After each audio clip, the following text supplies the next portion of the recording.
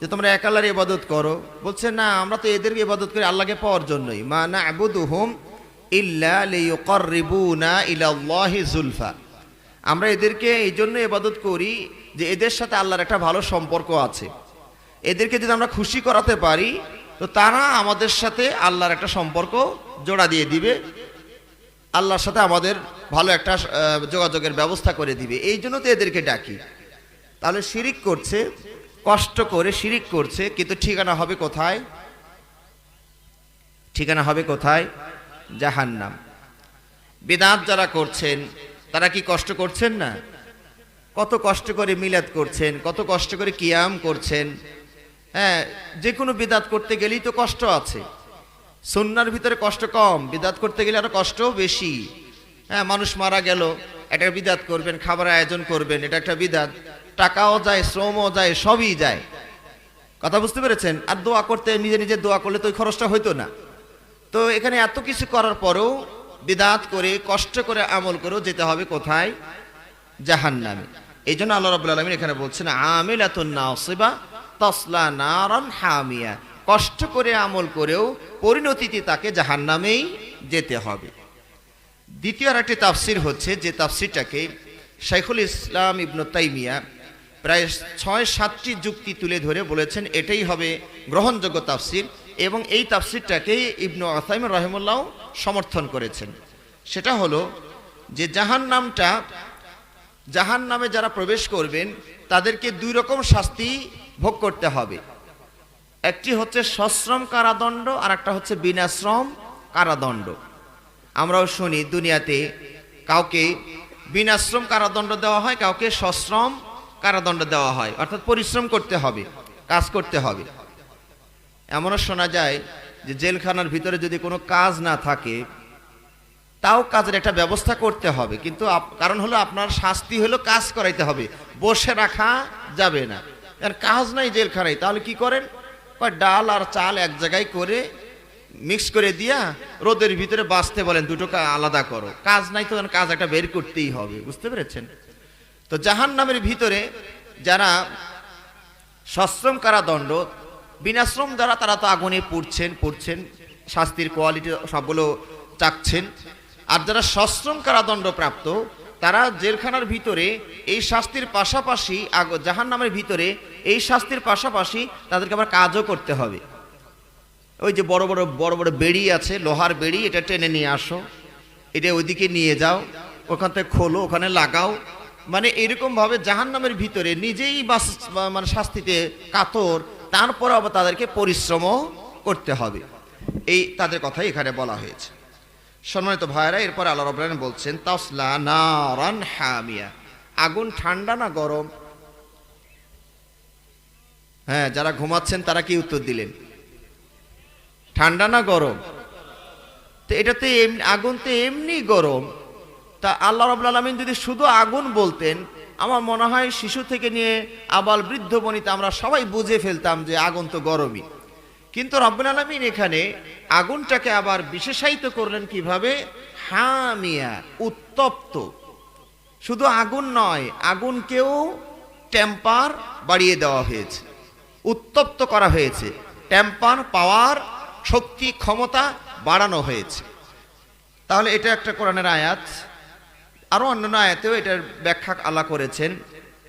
তবে আমরা এখানে নবী সাল্লাল্লাহু আলাইহি ওয়াসাল্লামের হাদিস দিয়ে ব্যাখ্যাটা বোঝার চেষ্টা করি। আল্লাহ নবী সাল্লাল্লাহু আলাইহি ওয়াসাল্লাম বলছেন নারুকুম জুজউম মিন সাবঈনা জুজআম মিন নারি জাহান্নাম, তোমাদের এই যে আগুন দিয়ে মাছ, গোশত, তরকারি সিদ্ধ করে তোমরা খাও, সেই আগুনের টেম্পার কতটুকু? জাহান্নামের আগুনের টেম্পারের তুলনায় 69 গুণ তেজ কম। খেয়াল করেছেন? জাহান্নামের আগুনটা তাহলে কত ক্ষমতাবান হবে? দুনিয়ার এই একটা সহ আর 69 তো রয়ে গিয়েছে টেম্পার, এই দুটো মিলে 70 গুণ বেশি তেজওয়ালা, পাওয়ারওয়ালা, দহন ক্ষমতা, জ্বালানো পোড়ানোর ক্ষমতা সম্বলিত হবে জাহান্নামের আগুন। দুনিয়াতে মানুষ কিন্তু এখন আগুনের টেম্পার কমাতে পারছে, বাড়াতে পারছে। খেয়াল করে দেখুন, আপনি যদি খড়কুটো দিয়ে একটা আগুন জ্বালান, তার একটা টেম্পার তৈরি হবে। কিন্তু যদি ওই আগুনটা আপনি কাষ্ঠ, খড়ি, লকড়ি দিয়ে তৈরি করেন, তাহলে কি টেম্পার আগের মতো থাকবে না বাড়বে? বাড়বে না কমবে? এই আগুনটা যদি আবার পাথর, কয়লা যেটা আপনারা বলেন, ইটের ভাটায় দেখবেন কালো কালো পাথর রাখা আছে, এই পাথর দিয়ে আগুনটা তৈরি জ্বালান, তাহলে টেম্পারটা, দহন ক্ষমতাটা, জ্বালানো পোড়ানোর ক্ষমতাটা কমলো না বাড়লো? এরপরে আবার গ্যাসের আগুন এখন বের হয়েছে। মোটা মোটা রড কাটার জন্য একসময় রাজমিস্ত্রি ভাইয়েরা তারা ওই যে একটা ব্লেড ব্যবহার করতেন, আমাদের আঞ্চলিক ভাষায় সম্ভবত ওটা হ্যাসকা ব্লেড বলে, বুঝতে পেরেছেন? এই হ্যাসকা ব্লেড দিয়ে সারাদিন ঘষা মাজা করে হাতে ফসকা পড়ে যেত, কটা মাত্র রড কাটতে পারতেন। এরপরে আসলো আর একটা মেশিন, ওই যে ঘুরে ঘুরে গোল কাটে, ধারালো করাতের মতো। এখন আসছে গ্যাসের আগুন, এই মোটা মোটা রড, সামনে গ্যাসের আগুন একটু ধরলে কয়েক সেকেন্ডের ভিতরে মোটা রড কাত হয়ে পড়ে যাচ্ছে। এই আগুনের টেম্পার বাড়ছে না কমছে? আপনি যদি একটা রড কাটার জন্য খড়কুটো দিয়ে আগুন জ্বালান, তাহলে রড কি বলবে যে আমারে চুলকিয়ে দাও কেন? ওদের কিচ্ছু হবে না। এই খড়কুটো দিয়ে আগুন জ্বালালে ওই লোহাকে কিচ্ছু করতে পারবেন না। কিন্তু যদি ওই যে গ্যাসের আগুনটা ওখানে ধরেন তো কাই থুয়ে পড়ে যাবে। আমি বোঝাতে চাচ্ছি ভাইরা, আগুনের টেম্পার যে আল্লাহ বাড়াতে চাইলেন, আপনাদেরকে এক ভাগ দিয়ে গোশত মাছ সিদ্ধ করতে দিলেন, সেই এক ভাগের সাথে আরো 69 ভাগ যোগ হয়ে আগুনের টেম্পার ক্ষমতা কি পরিমাণ বেশি হবে! আল্লাহু আকবার, আল্লাহু আকবার। সেই আগুন থেকে বাঁচার জন্য আমাদের সর্বতোভাবে চেষ্টা করে যেতে হবে। আল্লাহ রাব্বুল আলামিন আমাদেরকে তৌফিক দান করুন, আমিন। আল্লাহ রাব্বুল আলামিন এরপরে একটু সিরিয়াল আকপিস করে বলছেন। এখানে পরে জাহান্নামীদের পিপাসা নিবারণের জন্য যে ব্যবস্থা আছে সেটা আগে বলেছেন, তারপরে খাদ্যের কথা বলেছেন। আমি আপনাদেরকে বোঝানোর জন্য একটু সিরিয়াল অনুযায়ী বলি, কারণ আল্লাহ রাব্বুল আলামিন কখনো সিরিয়াল লঙ্ঘন করে বলেন, সিরিয়ালটাকে উল্টো করে বলেন ব্রেনটাকে ঝাঁকি দেওয়ার জন্য, বুঝতে পেরেছেন? ব্রেনে ধাক্কা দেওয়ার জন্য। এক বচন থেকে বহু বচনে আল্লাহ বলে চলে যান, উপস্থিত থেকে গায়েবে চলে যান, হাজির থেকে গায়েব, থার্ড পার্সন থেকে ফার্স্ট পার্সনে চলে যান। এটা হচ্ছে কোরআনের একটা নীতিমালা, যাতে করে মানুষের ব্রেনটা একটু ধাক্কা খায়। আল্লাহ রাব্বুল আলামিন এখানে জাহান্নামীদের খাদ্যের বর্ণনা দিতে গিয়ে বলছেন, লাইসা লাহুম তাআমুন ইল্লা মিন দরি', তাদের জন্য কোনো খাবার নাই, শুধুমাত্র দরি' খাবারটা আছে। এবং কোরআনের সূরা ওয়াকিয়ায় আরেকটি খাবারের কথা বলা হয়েছে, সেটার নাম কি বলুন তো? যাক্কুম। সেই খাবারটার নাম যাক্কুম। আরো কিছু খাবারের কথা বলা হয়েছে, সদিদ, গাসাক, গিসলিন, মানে পুঁজ। জাহান্নামীরা পুড়তে পুড়তে যে পচা শরীর থেকে বের হয়ে যাবে, সেটাকেও পানীয় হিসাবে জাহান্নামীদেরকে খেতে দেওয়া হবে। তো এখানে দেখুন আল্লাহ রাব্বুল আলামিন বলছেন জাহান্নামীদের জন্য কোনো খাবার নাই, দরি নামে একটা খাবার আছে। এই দরি খাবারটা কেমন? এই দরি খাবারটা হচ্ছে দেখতে একদম ঘৃণিত, বিশ্রী। ওটা খাওয়া তো দূরের কথা, যা পেটের ভিতরে আছে ওটা দেখলেও ভিতরেরটাও বের হয়ে আসবে। আচ্ছা, কেউ যদি বমি করে আর তাকেই বলা হয় যে তুমি বমিটা খাও, 200 টাকা দিবনি তোমাকে, কেউ খাবে এটা? নিজের বমিটাও খাবে না, অন্যেরটা তো দূরের কথা। তাহলে এটা এত ঘৃণিত যেটা কোনোভাবেই খাওয়া সম্ভব নয়। যদি কফ পড়ে থাকে, কফকে বলা হয় খাওয়ার জন্য, কেউ কি খাবে?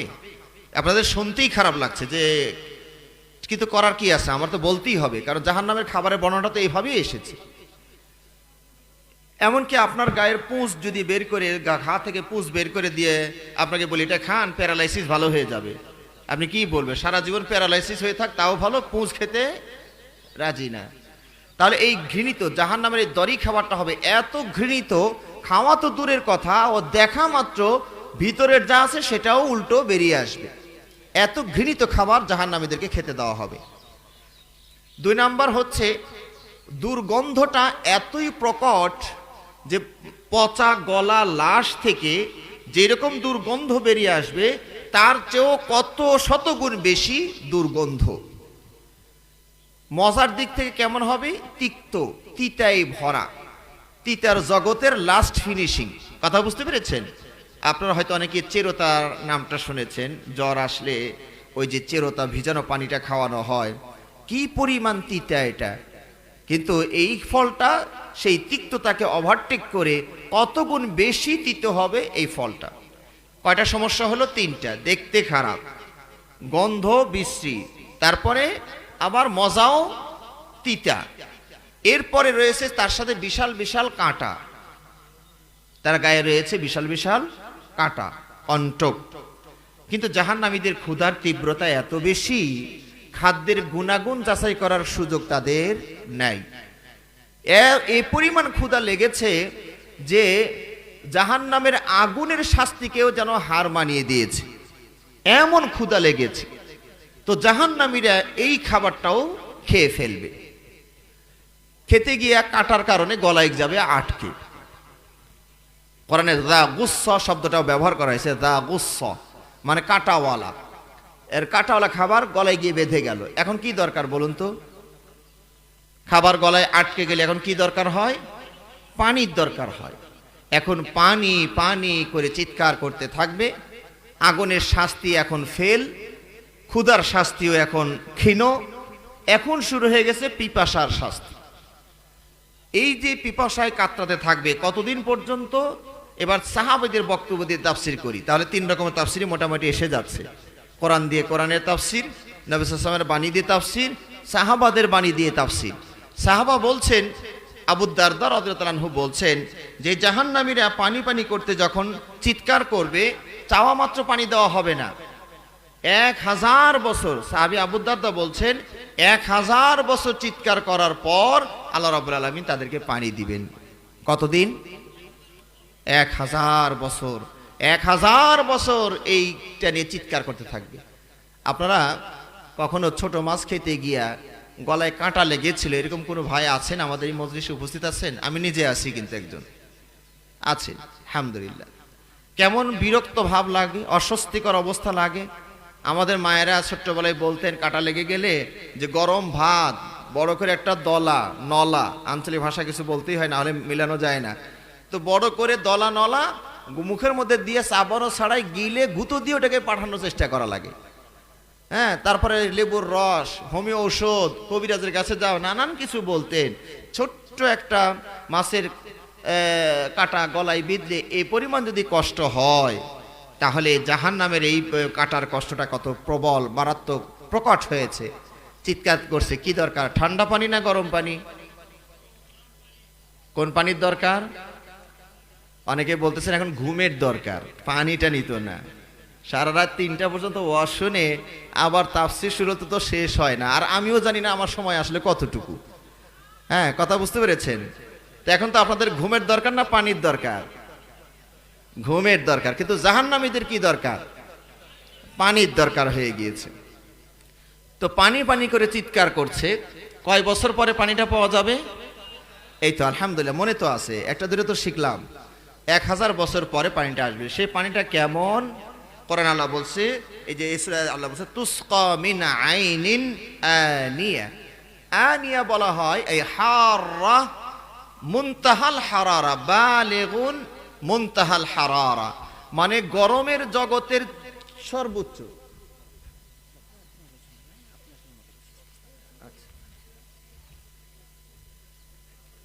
তাহলে আমার কথা কি বুঝতে পেরেছেন? চূড়ান্ত পর্যায়ের গরম, জাহান্নামের আগুনে ফুটন্ত পানি, এই পানিকে খেতে দেওয়া হবে। অসুকু, কোরআন আল্লাহ বলছেন অসুকু মাআন হামিমা, তাদেরকে গরম পানি সেবন করতে দেওয়া হবে। কেমন গরম? কোরআনে আরেকটি আয়াতে আল্লাহ রাব্বুল আলামিন বলে দিয়েছেন ওয়াইয়াস্তাগীথু ইগাথু বিমাইন কালমুহলি ইয়াশউইল ওয়ুজুহ। কোরআন দিয়ে কোরআনের তাফসীর হচ্ছে। আল্লাহ রাব্বুল আলামিন বলছেন সেই পানিটা গরম। কেমন গরম হবে? পদার্থ গলানো পানির মতো গরম হবে। কথাটা কি বুঝলেন? এমনি যদি নরমাল এমনি পানি গরম করেন, তার একটা টেম্পার তৈরি হবে। কিন্তু আপনি যদি লোহা, তামা, দস্তা, এই যে পদার্থ যেগুলো, এগুলোকে যদি আগুনে হিট দিয়ে আগুনে গরম করে, ওইটা গরমটা কেমন হবে? মানে লোহা, তামা, দস্তা গলিয়ে পানির মতো করে ফেলেছেন। এই পানিটার গরম আর নর্মাল পানির গরম কি একই হবে? অসম্ভব। আল্লাহ কোরআনে বলছেন এই পানিটা এত গরম হবে, ইয়াশবিল উজুহ, এই পানির কাছে নেওয়া মাত্র চেহারার গোস্ত সব সিদ্ধ হয়ে ভুনা গোস্তে পরিণত হয়ে টপ টপ করে সব গোস্ত চেহারা থেকে পড়ে যাবে, চেহারায় কোনো গোস্ত থাকবে না, হাড্ডি কাটা থাকবে। কিন্তু পিপাসার তীব্রতা এতই প্রকট যে এখানে কি হচ্ছে এদিকে তাদের খেয়াল না, এ পানি তাদের খাওয়াই চাই। কোনো কোনো হাদিসে এমনও বর্ণনা এসেছে যে এই পানির তীব্রতায় গরমের কারণে যখন কাছাকাছি নিবে তখন উপরের ঠোঁট পলটানি খেয়ে ভাঁজ হয়ে মাথার চাঁদিতে উপরে উঠে যাবে। উপরের ঠোঁটটা পলটানি খেয়ে মাথার চাঁদিতে উঠে গিয়েছে, আর নিচেরটা ঝুলতে ঝুলতে নাভির নিচে এসে গিয়েছে। এখন এখানে কোনো গোস্ত নাই, শুধু হাড্ডি। কিন্তু বলছি পিপাসার তীব্রতা জাহান্নামীদের এতই মারাত্মক যে এই পানি তাদের খাওয়া চাই, খেতেই হবে। এই পানি তারা কেমনে খাবে? কোরআন দিয়ে তাফসীর করতে হবে। আবার কেমনে খাবে? সূরাতুল ওয়াকিয়া আল্লাহ রাব্বুল আলামিন বলে দিয়েছেন, ফাশারিবুনা আলাইহি মিনাল হামিম ফাশারিবুনা শুরবাল হিম। তারাই গরম পানিটা পান করবে, উট যেভাবে পান করে সেইভাবে পুরো ট্যাঙ্কি লোড দিয়ে দিবে। সম্মানিত ভাই, এই আয়াতের তাফসীর যখন আমি প্রথম পড়ছিলাম তখন আমি বাংলাদেশে মদিনাতে আলহামদুলিল্লাহ 4-5 বছর কম আর বেশি ছিলাম, থাকার ভাগ্য হয়েছিল। কখনো উট পান করার, পানি পান করার দৃশ্য চোখে পড়েনি। কিন্তু যখন এই আয়াতটা পড়লাম যে আল্লাহ বলছেন জাহান্নামীরাই গরম পানি কার মতো পান করবে? উটের মতো পান করবে। আমরা তো গরম পানি একটু খাই, মাঝে মাঝে খাই না? গরম পানি মাঝে মাঝে খাই। কোনটা? চা খাই। কেমনে খাই বলুন তো? এক চুমুকে সবটুকু একটু খেয়ে সরাই, ইস কি গরম। অনেকে ফু দিয়ে ঠান্ডা করে খান, অথচ ফু দেওয়া জায়েজ নাই। আপনার ব্যস্ততা আছে, ধৈর্য মানে এখন তাড়াতাড়ি খাওয়া দরকার, পানি মিশ্রণ ঘটিয়ে খান। কিন্তু তবু গরম পানি ফু দিয়ে খাওয়া দাওয়া, অথবা রেখে দিন ঠান্ডা হলে খাবেন। ফু দিয়ে খাওয়া নিষেধ হাদিসে।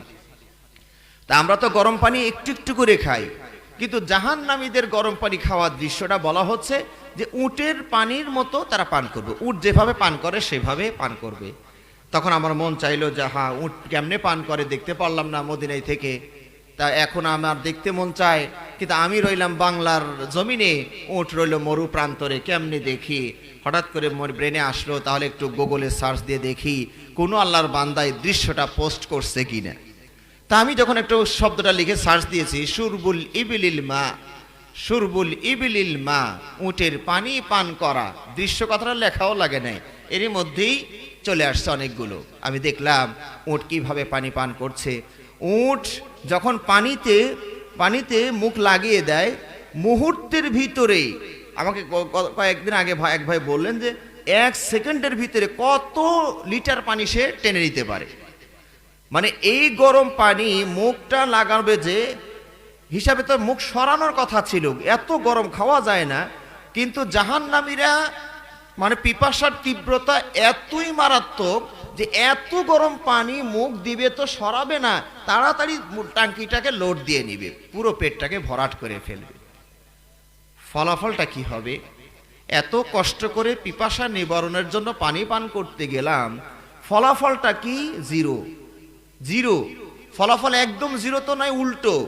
যার জন্য পুরো পেটের নাড়িভুড়ি, এটা কোরআন আল্লাহ বলে দিয়েছেন, ফাকাত্তা আমআআহুম, পেটের নাড়িভুড়ি যা আছে সব ছিন্ন ভিন্ন করে তছনছ করে মানে মলদার দিয়ে সবটুকু বের করে ফেলবে।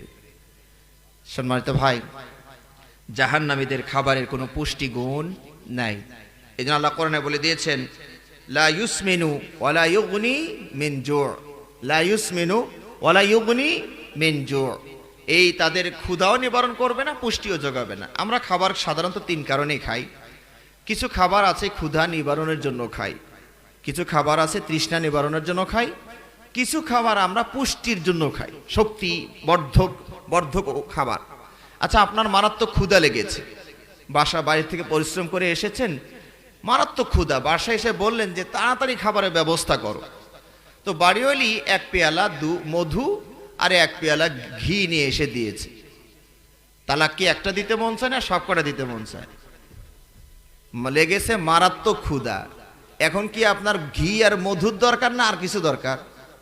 ঘি মধু তো পুষ্টি যোগাবে, এখন পান্তা ভাত আর কাঁচা মরিচ অথবা শুকনো মরিচের দরকার।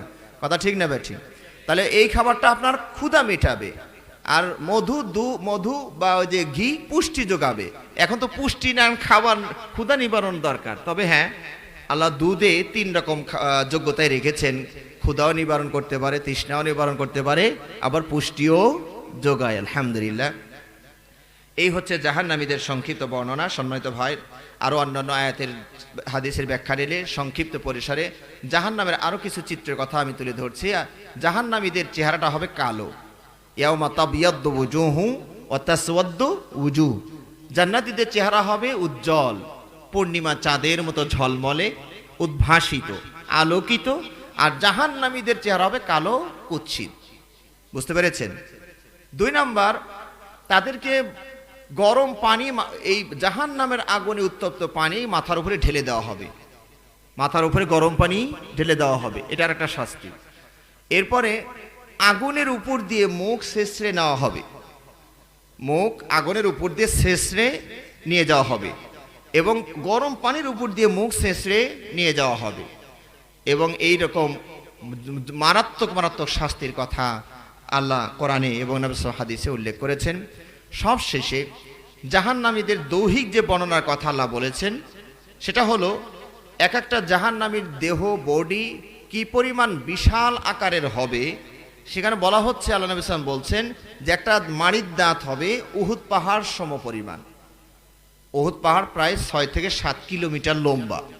একটা মাড়ির দাঁত হবে এত লম্বা। তো 32টা দাঁত যদি এখানে বসানো হয়, তার কি পরিমাণ মুখটা বড় হওয়া লাগবে।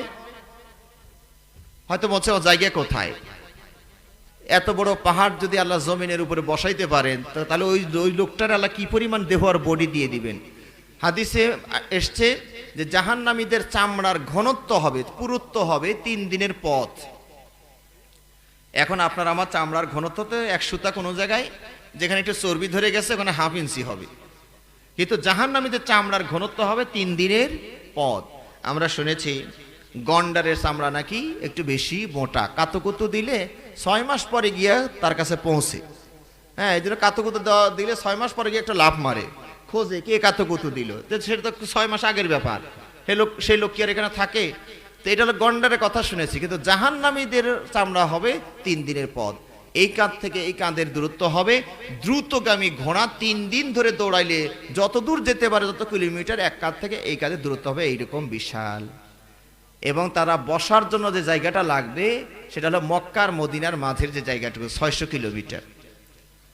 হয়তো ভাবছেন এত বিশাল, তো এক জাহান্নামী দিয়েই তো গোটাল জাহান্নাম ভরে গেল। না ভাই, জাহান্নাম আরো কত বিশাল। এত বিশাল বিশাল মানুষগুলো দিয়েও জাহান্নামের জায়গা শেষ হবে না। সে বলতে থাকবে হালমিম মাজিদ, হালমিম মাজিদ, হালমিম মাজিদ। আল্লাহ আরো আসেনি, আরো আসেনি, পেট তো ভরলো না। আল্লাহ রাব্বুল আলামিন তখন নিজের পা জাহান্নামের উপরে দেওয়ার সাথে সাথে বলে কত কত কত কতিন কতিন কতিন, আল্লাহ হইছে হইছে হইছে, পেট ভরে গিয়েছে। সম্মানিত ভাইরা, যেহেতু জাহান্নামের আগুনের তীব্রতা কথা আপনারা জানলেন, এখন যদি এরকম মানুষকে আমাদের মতো দেহ বডি দিয়ে, এরকম পাতলা বডি যদি ওর একটা খড়কুটো দিয়ে আগুন জ্বালিয়েছে, ওর মধ্যে এটা ছেড়ে দেন, এর খুঁজে পাবেন? এর খুঁজে পাওয়া যাবে? মুহূর্তের ভিতরে ভুররুত ফুররুত, কথা বুঝতে পেরেছেন, শেষ হয়ে যাবে। তো যেহেতু আগুনের টেম্পার অনেক শক্তিশালী, ক্ষমতাবান, তার দেহটাও তো এরকম শক্তিশালী হওয়া লাগবে, নাহলে তোর খুঁজেই পাওয়া যাবে না, দেওয়া মাত্র পুড়ে শেষ হয়ে যাবে।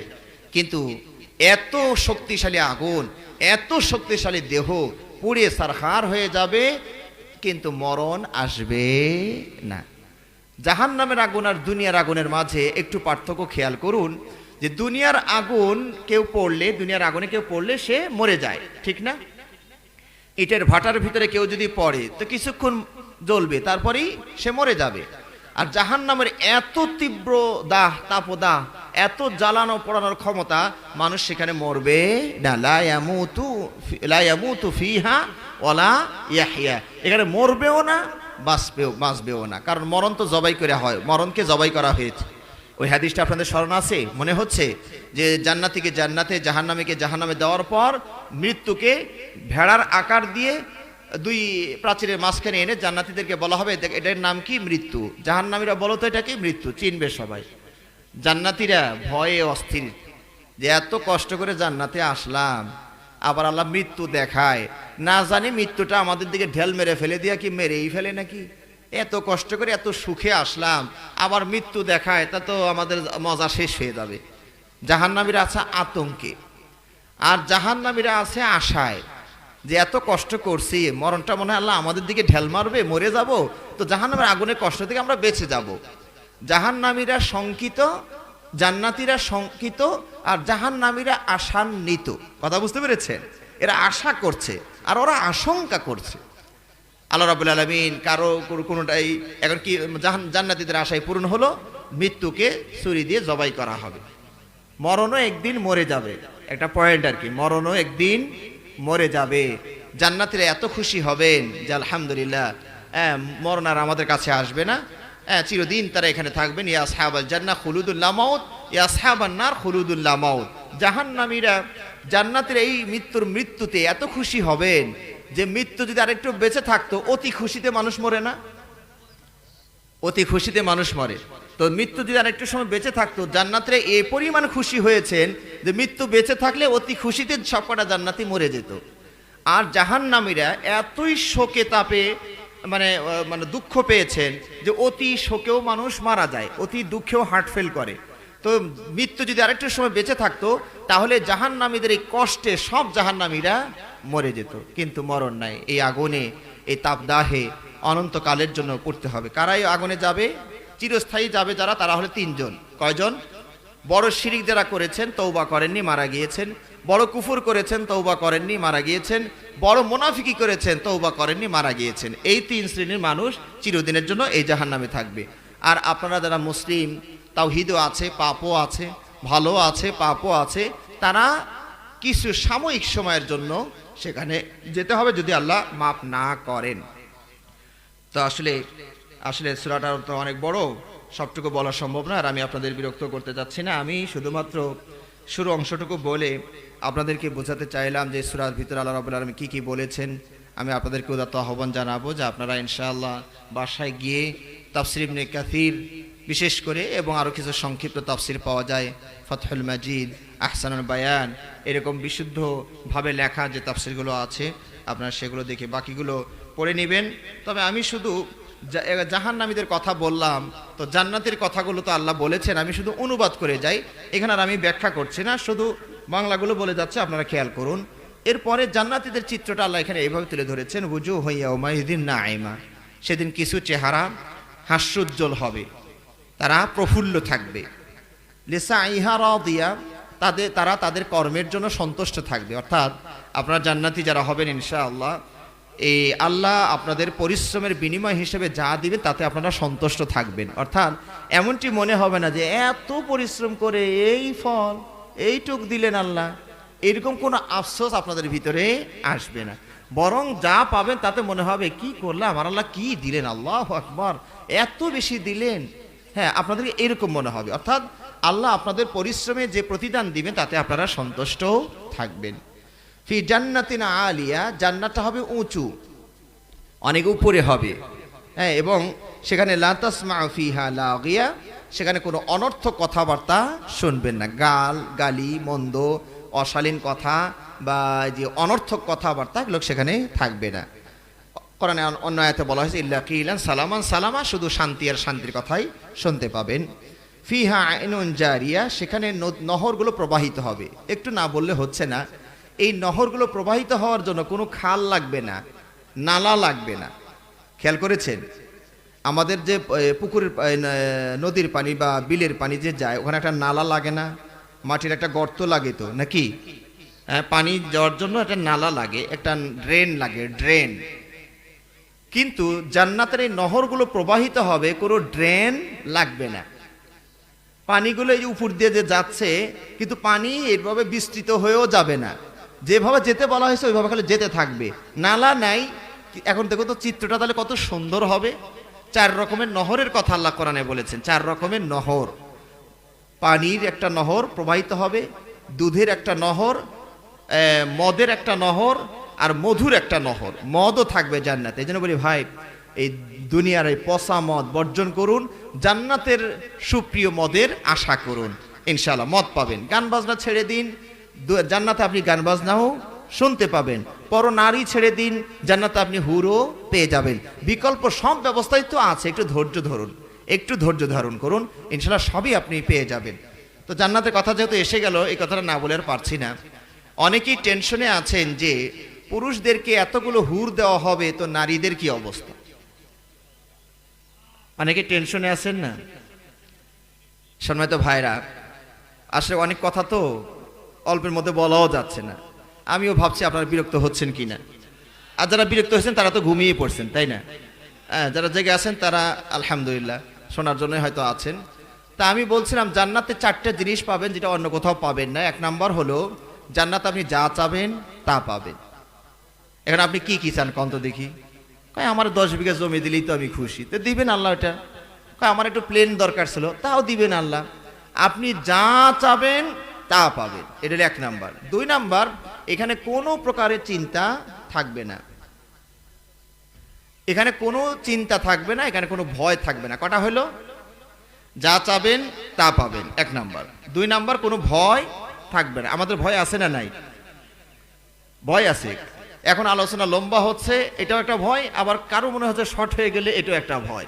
তাহলে 2 রকমের ভয়ের মধ্যে আমরা আসি। হ্যাঁ, সবাই আমরা ভয়ের মধ্যে আসি।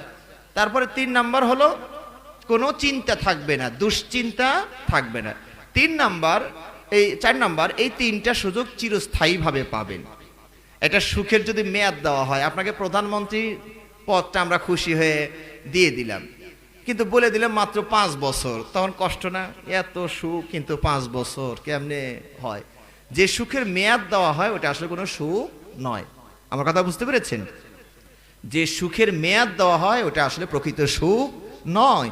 যেটা আনলিমিটেড, মানে কোনো মেয়াদ নাই, অনন্তকালের জন্য এই সুখ ভোগ করুন, সেটার সুখ।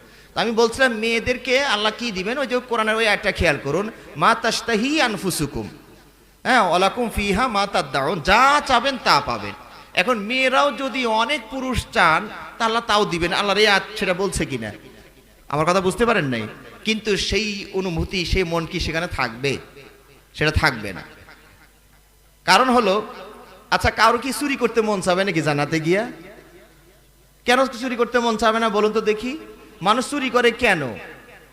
অভাবের কারণে, কেউ স্বভাবের কারণে, তাই না? কেউ অভাবের কারণে, কেউ স্বভাবের কারণে। তো ওই চুরি করার যে মন মানসিকতা, আপনি এই পরিমাণ সম্পদ পাবেন যে আর কারোটা যে চুরি করবেন এই মনই তো আপনার নাই। তা চাইবেন কেমনে যে আল্লাহ আমি একটু চুরি করতে চাই, একটু সুযোগ করে দেন? এই মনই তো আপনার থাকবে না। আচ্ছা কেউ কি জান্নাতে ব্যভিচার করতে চাবে? কেন চাবে না? কারণ মানুষ এখানে দুনিয়াতে এই পথটা কেন বেছে নেয়? মনে করে ওরটার চেয়ে ওইটাই মনে হয় বেশি ভালো, এই জন্যই তো এদিকে যাওয়ার চেষ্টা করে। অথবা পাচ্ছে না, কোনো রকম একটা পাইলেই 80 বছর 70 বছর পাইলেও চলে। এইটা তো এই অভাবের কারণে এই জিনিসটা তৈরি হয়েছে। কিন্তু জান্নাতে আপনি এই পরিমাণ পেয়ে যাবেন যে এইদিকে তো আপনার মনই তো যাবে না। আমার কথা বুঝতে পেরেছেন? তো নারীদেরকে আল্লাহ একটা পুরুষ দিলেন, সেই পুরুষের দ্বারাই যদি তার চাহিদাটা পুরো নিবারণ হয়ে যায়, সে কি আরেকটা চাহিদা দেখবে? তাহলে তো ধর্ষণ মনে করবে, যে জান্নাতে এসেও তো ধর্ষণের পাল্লায় পড়লাম। আমার কথা বুঝতে পেরেছেন? সুতরাং এটাকে আমি আবার এভাবে বুঝাই। ধরুন আপনার সামনে আমরা ডিম দিলাম, সিদ্ধ ডিম, আপনি বড় মানুষ 5-6টা খেয়ে ফেললেন, আর আপনার ছোট্ট ছেলেটা অর্ধেক খেয়ে কাতরাচ্ছে, আর পারছে না। এখন আমি যদি বলি ভাই আমি আপনাদের দুজনকেই দাওয়াত দিয়েছি, আমার তো একটা ইনসাফ করা দরকার, তা আপনি 5টা খাইছেন, আপনার ছেলেকেও 5টাই খাওয়া লাগবে, তাহলে এটা কি ইনসাফ? এটা কি দয়া না জুলুম? এটা শাস্তি এটা। কারণ ও হাফটা খেয়ে আর পারছে না, এটাই খেয়ে আলহামদুলিল্লাহ পড়তেছে 100 বার, আলহামদুলিল্লাহ খুব মজা হয়েছে আব্বু, খাইছে, অর্ধেক খায়নি, আর পারেই না। এরপরে জোর করে খাওয়াইলে ওর জন্য বিপদ হয়ে যাবে, মহাখালীর হাসপাতালে সিটের বুকিং দেওয়া লাগবে। বুঝতে পেরেছেন? তো সুতরাং ওই নারীরা একটা পুরুষ পেয়ে যদি পরিতৃপ্ত হয়ে যান, তাহলে আর পুরুষের তাদের দরকার হবে না। আশা করি আমার কথাগুলো বুঝতে পেরেছেন। এখানে বাকি ওইটুকু আপনারা পড়ে দিবেন। এখানে লাল গালিচার কথা আছে, উঁচু উঁচু বিছানার কথা আছে, তারপর উঠবেন কেমন টেনশন হতে পারে, তোরে লিফটের মতো সুইচ সিস্টেম থাকবে, হ্যাঁ, নিচে আসবে, সুইচ দিবেন, উপরে উঠে যাবে, হ্যাঁ, সমস্যা নাই উঠতে। লাল গালিচা আছে, বিছানা বালিশগুলো সাজানো আছে। আপনাদের তো বালিশ সাজানো আছে, তাই না? হ্যাঁ, জান্নাতে বালিশ সাজানো আছে। এখানে আপনারা রেস্ট নিতে পারবেন, লাল গালিচা আছে। এইভাবে আল্লাহ রাব্বুল আলামিন মোটামুটি জান্নাতের কথাগুলো এখানে বলেছেন। তো আজকের মতো আমরা এখানেই শেষ করছি। আমরা আপনাদের এই আগমনকে শুভেচ্ছা স্বাগতম জানাচ্ছি। আপনাদের এই আগমন, এই নেক আমলটুকু আল্লাহ কবুল করে নেন বলে আমিন। এবং যে সকল কর্তৃপক্ষ এত বিশাল আয়োজন করেছেন, সুবহানাল্লাহ, আমার কাছে মনে হয় এই যে চারটা দেখলে বাংলাদেশের বড় বড় যত আলেম আছে আমার মনে হয় একটাও বাদ পড়ে নেই। পড়ছে নাকি আপনাদের চোখে? সহিহ আকীদার যারা আলেম আছেন একটাও মনে হয় বাদ পড়ে নাই, প্রায় 25 জনের মতো। হ্যাঁ, তারপরে নামের বাইরে তো আরো বড় বড় আলেম ওলামা এখানে আছেনই। হ্যাঁ, তো এতগুলো আলেম ওলামা আসছেন, এবং গচ্ছিত কথাগুলো, বিষয়ভিত্তিক কথাগুলো আপনারা পাচ্ছেন। তো এখানে একটা জ্ঞানের আবাদ হচ্ছে, জ্ঞান অর্জনের একটা কারখানা। আল্লাহ রাব্বুল আলামিন এই ব্যবস্থাপনাকে কিয়ামত পর্যন্ত বহাল রাখুন বলে আমিন। আল্লাহ রাব্বুল আলামিন আমাদেরকে আমরা যা শুনি তা আমল করার তৌফিক দান করুন, আমিন। সবাইকে আন্তরিক অভিনন্দন এবং ধন্যবাদ জানিয়ে আমি আজকের দারসুল কোরআন এখানেই সমাপ্ত করছি। আল্লাহ রাব্বুল আলামিন আমাদের জীবনের ভুল ত্রুটিগুলো মাফ করে দিন। আমাদের মাঝে অনেক অসুস্থ আছেন, সুস্থ করে দিন। অনেক আত্মীয় স্বজন অন্ধকার কবরে আছেন, তাদেরকে আল্লাহ ক্ষমা করে দিন। এবং মা বোনদেরকেও আল্লাহ ভালো রাখুন, সুখে শান্তিতে রাখুন এবং শরীয়ত মেনে চলার তৌফিক দান করুন। আমরা যারা যুবক শ্রেণী এসেছি তাদেরকে আল্লাহ ভালো রাখুন, সুস্থ রাখুন। এই বলে আজকের কথা এখানে শেষ করলাম। ওয়া আখির দাওয়ানা আলহামদুলিল্লাহি রাব্বিল আলামিন। মজলিসের শেষ দোয়াটা আমরা সবাই